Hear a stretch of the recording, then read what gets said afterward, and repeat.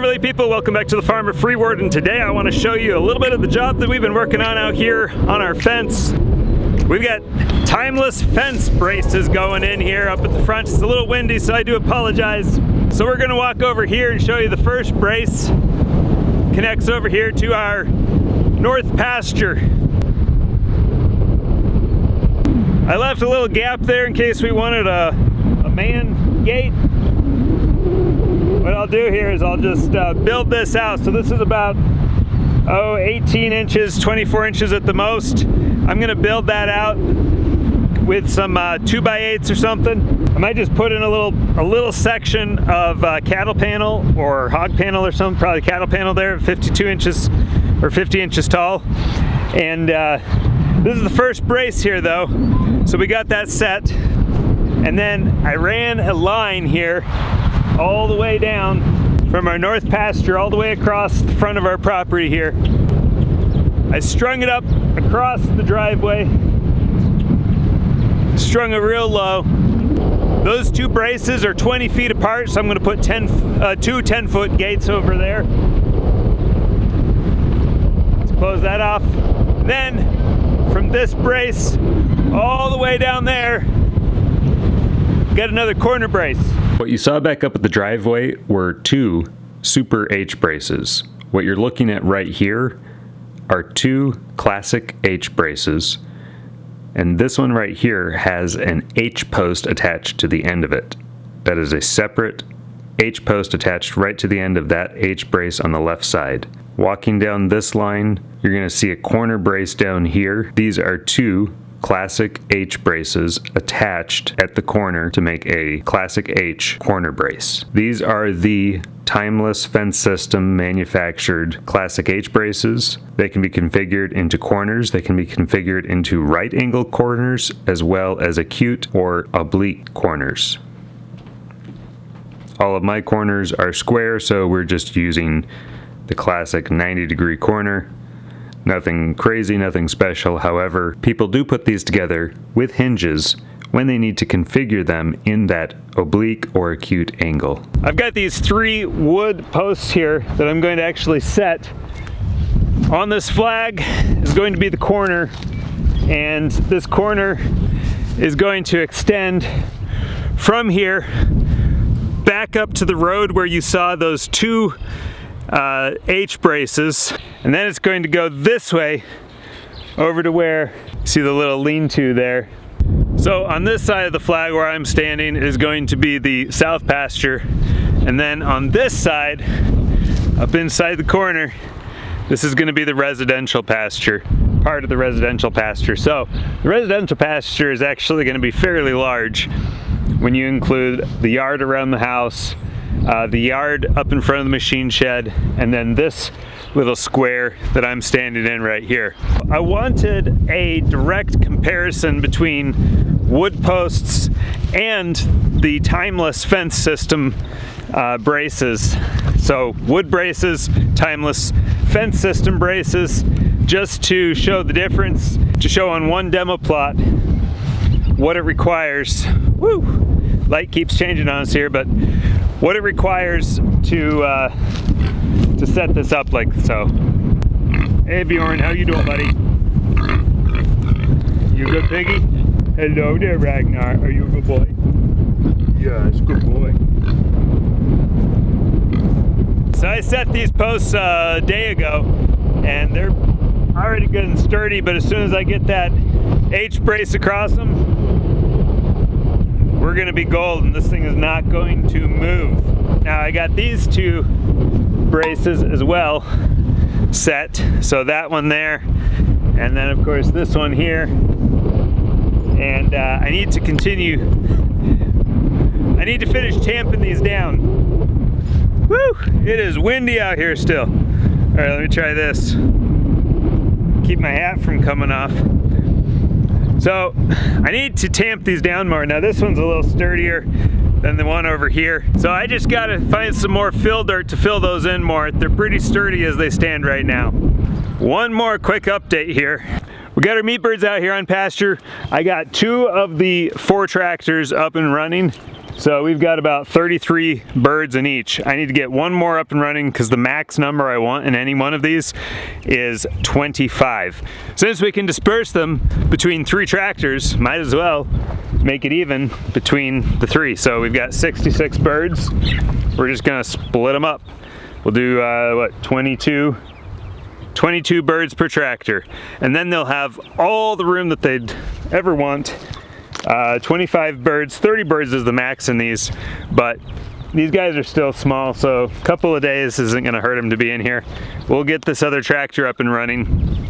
The problem that I had was, after getting sick last fall, or almost winter, I guess, I wasn't able to get these tractors put away, so they just sat out here all winter, because eventually what ended up happening was they got snowed in and then there was just no way. I mean, I could have come and dug them out, but it would have taken hours and hours, and instead I just decided, you know, I'll spend those hours on the tractors fixing them up. I had some water leaks because those didn't get winterized, and just some other small minor problems. I mean, they actually wintered pretty well out here. Oh, Philip doesn't like you. Philip doesn't like you. It's okay, Philip. So Philip's an outdoor cat now. He killed some quail, so he can no longer live in our garage where we keep the quail when they're chicks. Look at those guys on the grass. I mean, they're eating the grass, they're eating the feed that we gave them there, and they've got water back there. I love these tractors too, because you can just walk in and almost stand upright. I mean, I stand just a little bit above the peak of these. If you're 5'5", you're probably not gonna have a problem, but being almost 6 feet tall, I busted my head a couple of times on this because I forget that I gotta stoop. I know some people have built them up taller, but I just don't know about that. I mean, I've had these things tip over in a really big gust, you know, over 50-mile-per-hour wind or a gust, it'll knock these over. So I think building them taller would just invite more problems, so I'm not gonna mess with that.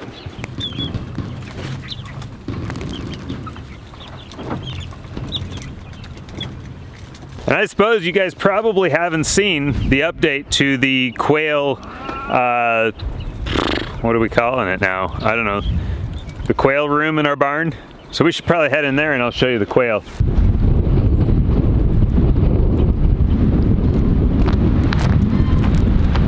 So last year I got really frustrated because we've got cats, because we've got mice and voles and all sorts of rodents and everything, you know,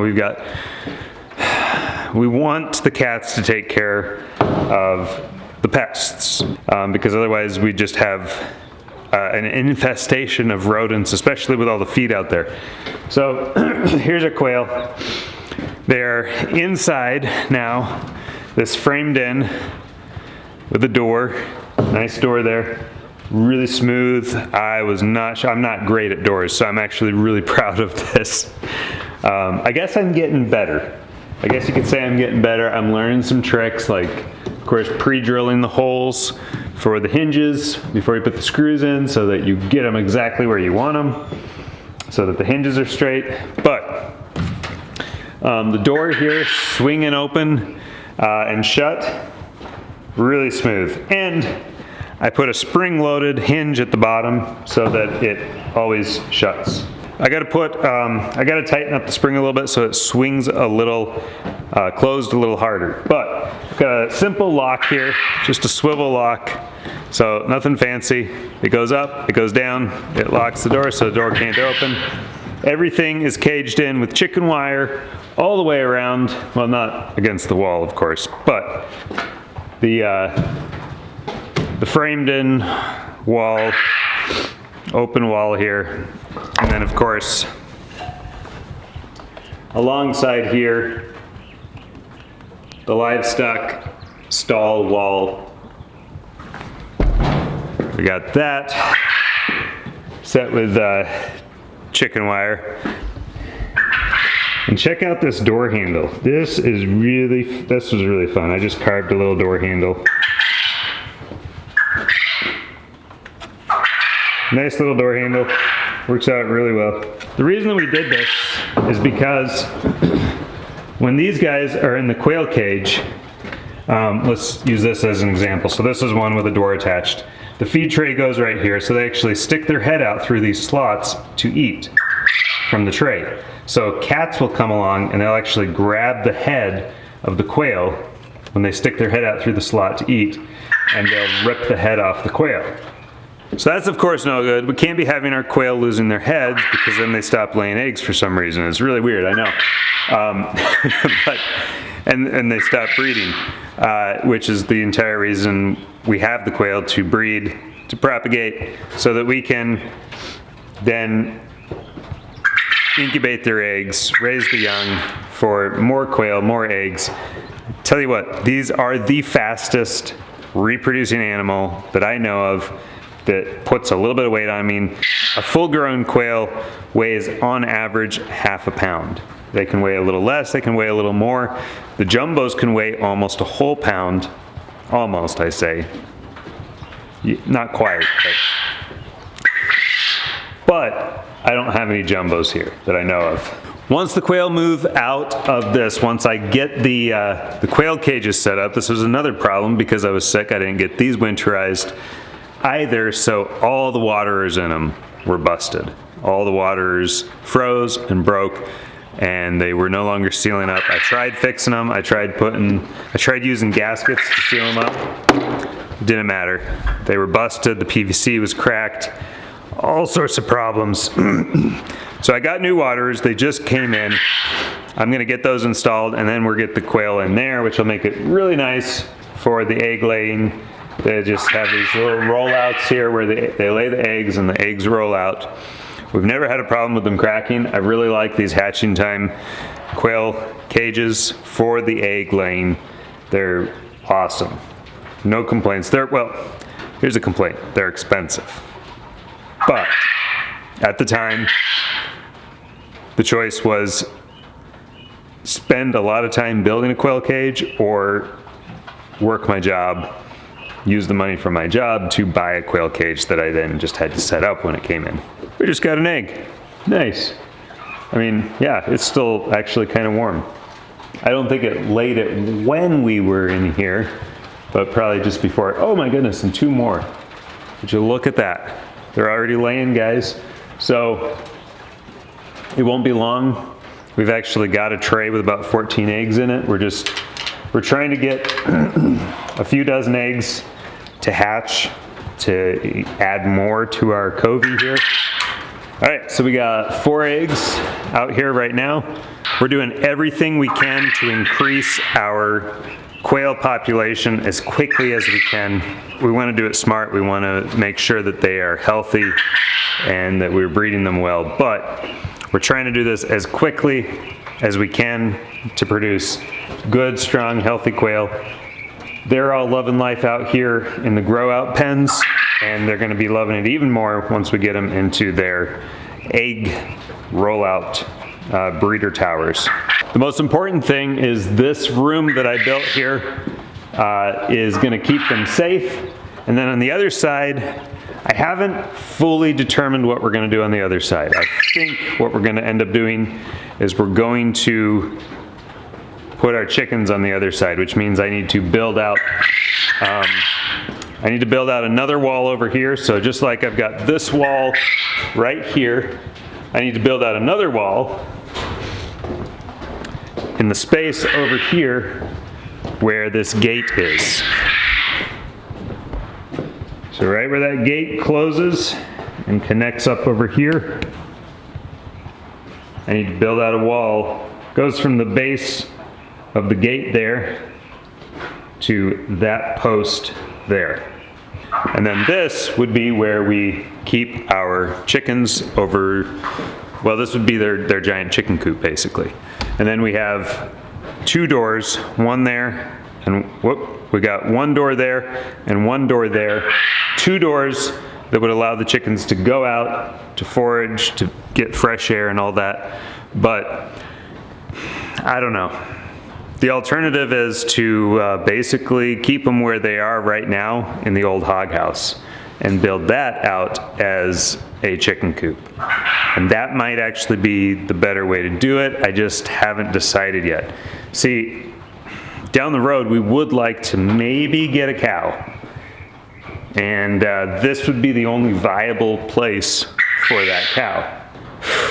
I don't know. I haven't decided yet.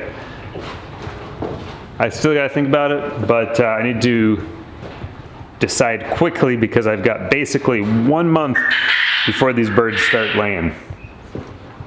And I want to have them in their at least they're permanent for this year coop.